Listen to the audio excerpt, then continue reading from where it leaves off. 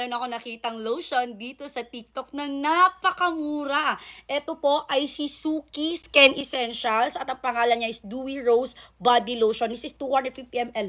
Ang laki pala. Ito yung lagayan niya. Na-open ko na actually. Ayan. So, this is for only 130 pesos yung isa. Ang laki 250 ml.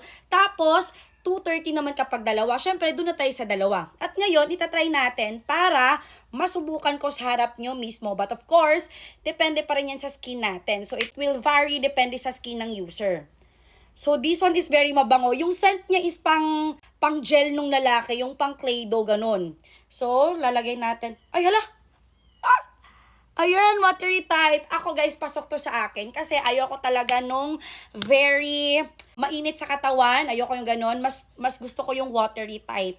Ayan, para hindi siya mainit sa katawan at hindi siya malagkit. So, gaya ng mga sister ko, may mga sister ako na hindi talaga fan ng mga malalagkit na lotion. Kasi nga, umaalis, nagmomotor. So, feeling nila kumakapit yung mga dumi, yung mga alikabok sa daan. So, ganun din naman ako. Ayoko ng malagkit sa katawan. Ala, ang glossy, tignan girl. Oh my God, 130 lang to, legit. Oo, sa mga gusto ng ano lang ha, yung gustong, ako kasi dati, wala din akong preference sa lotion. Ngayon lang meron, simula nung nagbibenta na ako ng lotion. So yung isa sa mga ate ko is wala talaga siyang preference sa lotion as long as hindi lang malagkit. Basta may pang lotion lang siya bago siya aalis since nagko-commute siya, nag-jeep siya. So gusto niya yung may siya, nilalagay siyang lotion after maligo bago aalis. Guys, tignan nyo naman. Hala siya.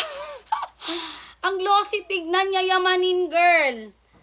Oy, perfect. Kung naghahanap ka ng murang lotion, napasok sa budget mo, at meron pang naka-offer na dalawa 230, syempre dun ka na sa dalawa. Kaya ilalagay ko na din to sa yellow basket na maka-checkout na kayo. Mag-checkout kayo habang meron pa kasi paubos na. Ito yung laging sina-checkout ng karamihan. Tingnan nyo naman!